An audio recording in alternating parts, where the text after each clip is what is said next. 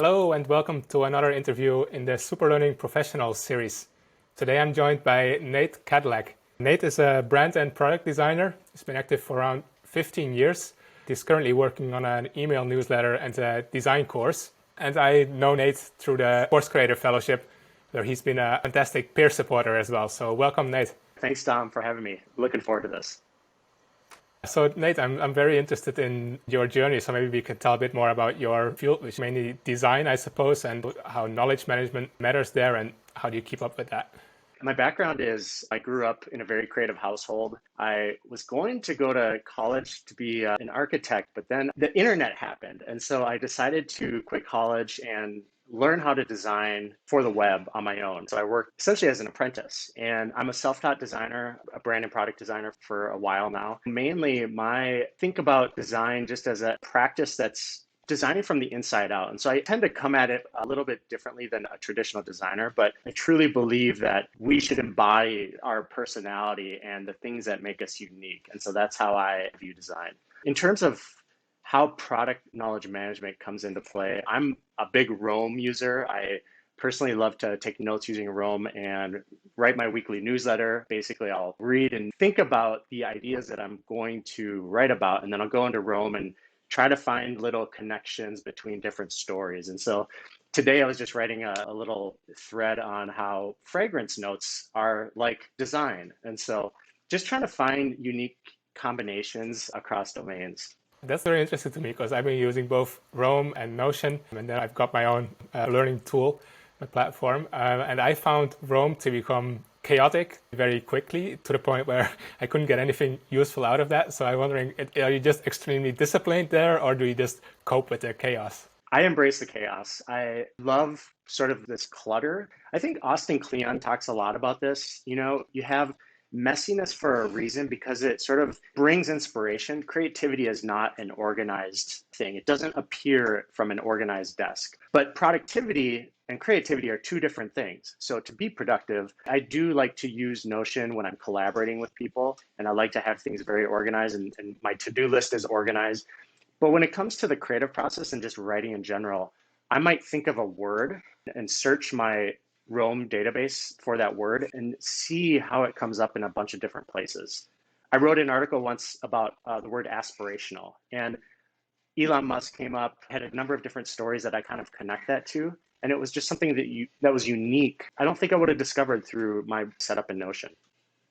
I'd love to hear a bit more about your creative process, because you have like this way of finding associations with tools, but you also have a very personal approach. So like, what were the things you learned in your journey to arrive at this very personal creative process that you have now?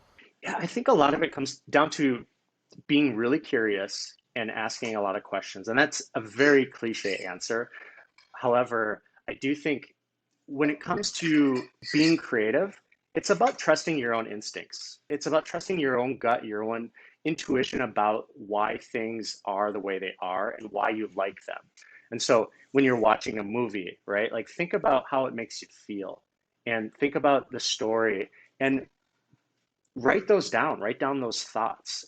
I think a lot of the times I go through life where I'm maybe not questioning or maybe not thinking about things at a deeper level, and it just kind of like flitters away. And when you make an intention to be curious, that helps cultivate your creativity. And so I'm a big proponent of writing out your core values, understanding who you are and why you are built the way you are. So I have a story about my personal brand on my website revolves around three things. It's the sun, the sand, and palm trees. These are things that just bring me joy. And so I choose my colors, I choose my visual palette from those elements, and those are core to me. So I have a good starting point whenever I need to make like good creative decision making. So you have like both processes in place, but then you also said that sometimes you have to rely on your intuition. And in terms of intuition, is that something that just comes to you, or is it something you have to learn and maybe develop over time as well? Maybe how a more technical and not very or less creative person like me, could I develop that kind of intuition as well? I think that's a really good point because a lot of people hear the word creativity and it's a little scary. A lot of people don't feel they identify with being a creative person. And so just the act of trying to be creative is a hurdle. So what I try to teach in my course and in my students is to write out all the things that make you unique. The process is really about just becoming more confident in who you are and being able to represent yourself either in writing or drawing or sketching or note taking and just listening to how things make you feel. So it's hard work. It's not easy, but it is taking the time to be curious about why you like things. Like I take a lot of notes on an iPad. I'm looking around for something. So I have this Pomodoro timer that's just an hourglass. And I honestly just love the design of this. And I could use a digital timer. I could use an app to do this, but I like to have this on my desk because it's just unique to me and just the aesthetic of it. And it's as simple as that. But being really intentional about the decisions you're making is important to cultivating creativity. That's beautiful. One of the things that you were teaching me in our peer supporter sessions was very basic principles to draw little diagrams or visuals. And what do you think is the best way to learn those? How did you learn those personally? Was that a very long journey that started very young, or do you think you could pick up some basic principles and start really quickly with that? Well, I think what's really interesting about what you do through just understanding and learning any new topic, drawing and creativity are kind of similar. It's about copying. It's about repetition and putting in the reps. So for instance, if you wanted to learn how to draw a tree, I would recommend going on Google Images, printing out a picture of a tree or putting it on your iPad or putting it on your phone and actually just tracing it and copying things that you want to create. And what happens is that this is the most basic principle of creating something new is just learning the structure of things. And you do that best by copying, kind of like you do learning. And so it's really about, for instance, in my weekly newsletter, what I'll do is my last newsletter was a picture of a laptop with a kind of a Brady Bunch looking illustration acting as the Zoom grid. And I literally these things I can't draw out of memory. Like it's really hard for me to just freehand, but I pulled in a couple of images to compose illustration and I just traced and created it in my own style. So a lot of it is just remixing and copying ideas that exist already. I think in order to be creative, you need to know the system first before you can jump out of it and come up with your own ideas. Yeah, it does. But I think sometimes getting hung up too much in a certain process or a framework can be kind of detrimental because creativity is all about play. It's all about having fun.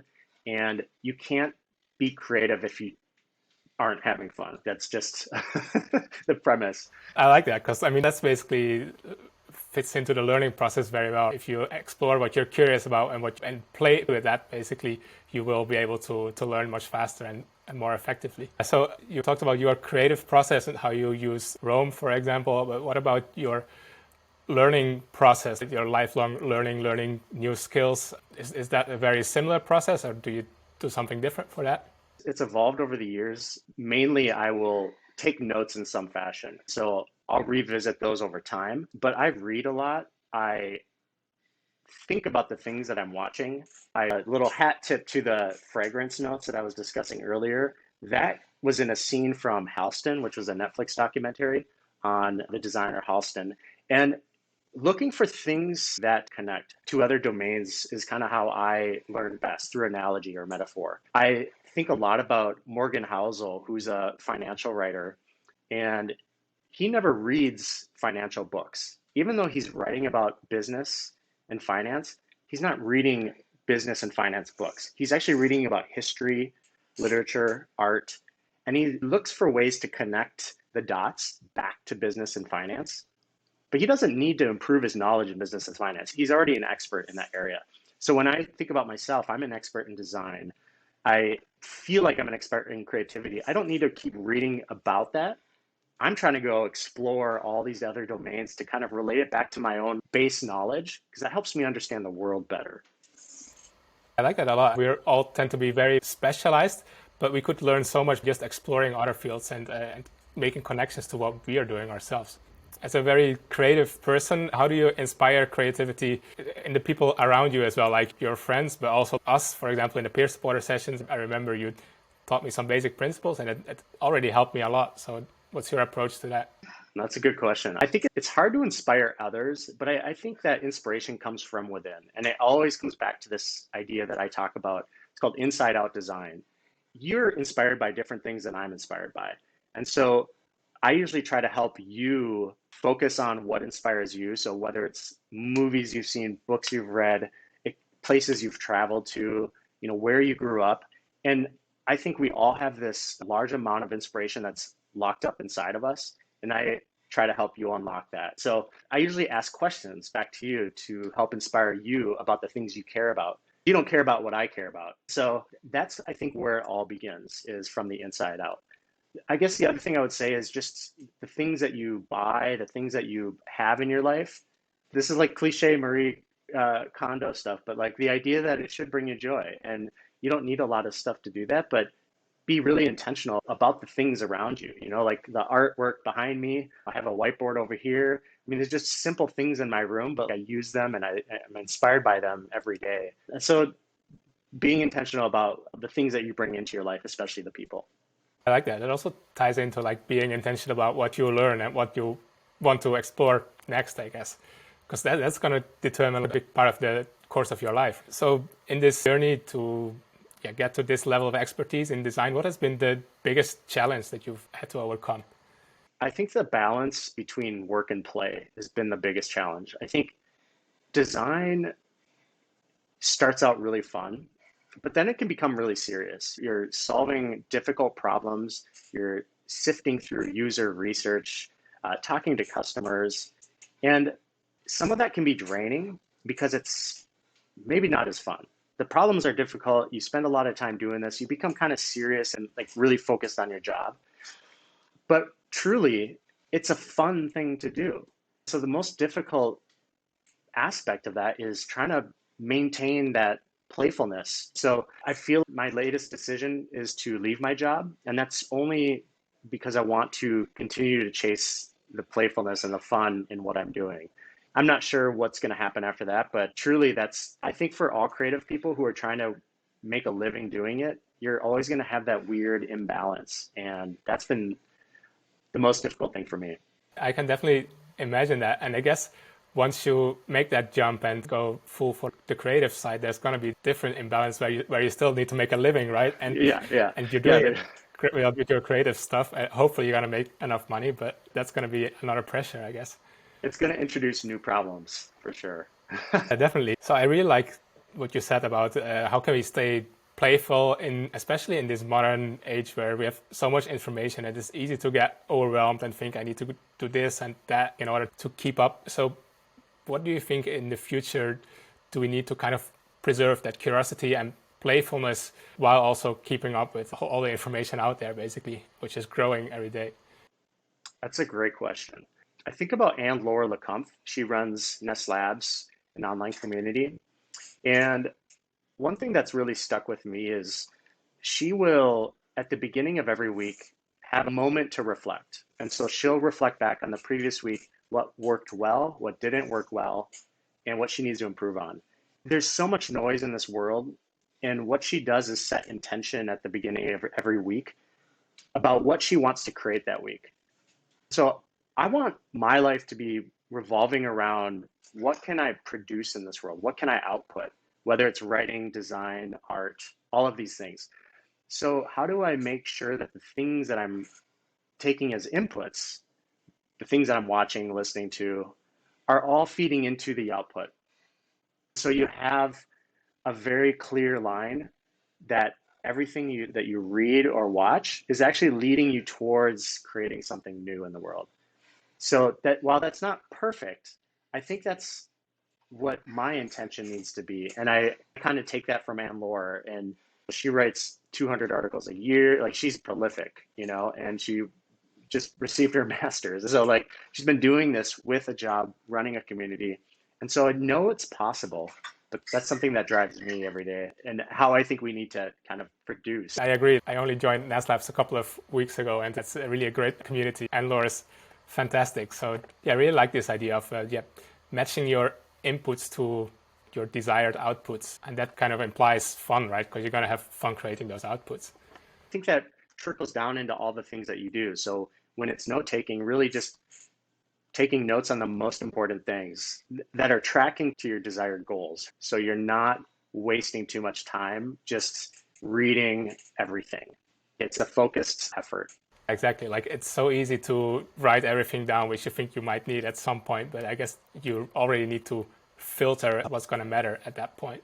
That's been really great, Nate. A lot of really useful stuff in the interview. Who do you think should I interview next for this series? Good question. Wonder if you've already interviewed all my friends. Who I think would be great is Jesse Desjardins. Are you familiar with Jesse? No, I don't think so. He's a wicked storyteller, and he's a head of community, and he works in the travel industry. So I think he'd be a perfect fit. That sounds great. Love to get in touch with him. I'll put you in touch. Awesome. Thanks, Nate. So, Nate, if people want to find out more about you, about your work, your course, and everything you work on, what's the best way for them to do so? I teach a 2-day workshop, and you can find that at approachabledesign.co. And otherwise, find me on Twitter under my last name, Kadlac, Kadlac. Kind of like the car, but not really. I guess that's a joke you hear a lot. All my life. All right. So thank you very much, Nate, for the interview. Thanks, Tom. I had a All lot right. of fun. All right.